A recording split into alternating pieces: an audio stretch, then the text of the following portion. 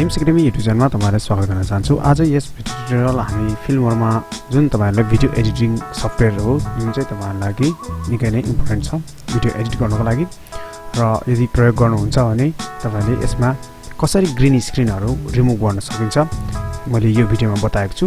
कृपया यो भिडियो अन्तसम्म हेर्नुहोला र यो भिडियो तपाईहरुको लागि उपयोगी हुन्छ भनेर आशा राखेको छु। फर्स्ट अफ अल मैले विन्डोज फर्मुलालाई खोलिसकेको छु र यसमा फाइल पनि इम्पोर्ट गरिसकेको छु। यसरी हेर्न सक्नुहुन्छ। यदि तपाईहरुले ब्याकग्राउन्डमा ग्रीन स्क्रिन लाउनु पर्छ र हटाउन खोज्नुभएको छ भने जसले चाहिँ ग्रीन स्क्रिन हटाउनु छ। अब यहाँ इम्पोर्ट गरिसकेपछि यहाँबाट डबल क्लिक गर्नु होला। डबल क्लिक गरेपछि यहाँ यो भिडियोमा आउँछ। यो हेर्न सक्नुहुन्छ। डबल क्लिक गरेपछि भिडियो, अडियो, कलर र मोसन चारवटा अप्सन हुन्छ। त्यहाँबाट तपाईले यहाँ क्रोमा की भन्नेमा क्लिक गर्नु होला। क्रोमा कीमा क्लिक गरेपछि यसको कलर रेड स्याम्पल हेर्न सक्नुहुन्छ। यसरी यो रिमुभ हुन्छ। यो कलर यहाँबाट चाहिँ सिलेक्ट गर्न सक्नुहुन्छ। यहाँबाट कति त्यो पनि यहाँबाट छानेर यसरी फुल लेभलको तपाईहरुले ग्रीन स्क्रिन हटाउन खोज्नुभएको त्यहाँबाट तपाईले सिलेक्ट गरेर यो अटोमेटिकली रिमुभ हुन्छ क्रोमा कीले।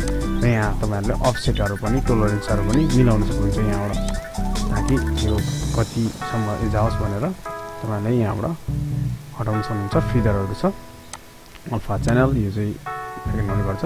यतिमै छोड्दिनु होला। र यसरी यहाँ यो हरु अफ तपाईले अप्सनहरु तपाईले एडजस्ट गरेर मिलाउन सक्नुहुन्छ। अब हेर्नुहोस् अब ग्रीन स्क्रिन टोटली रिमुभ भइसकेको छ। अब यहाँ चाहिँ यसरी तपाईले ग्रीन स्क्रिन हटाउन सक्नुहुन्छ। यो भिडियो तपाईलाई कस्तो लाग्यो कृपया आफ्नो प्रतिक्रिया जनाउनु होला र यो च्यानलमा नयाँ हुनुहुन्छ भने निम्सacademy युट्युब च्यानललाई सब्स्क्राइब गरेर सपोर्ट गर्न चाहिँ नभुल्नु होला। भिडियो हेर्दिनुको म धेरै धेरै धन्यवाद।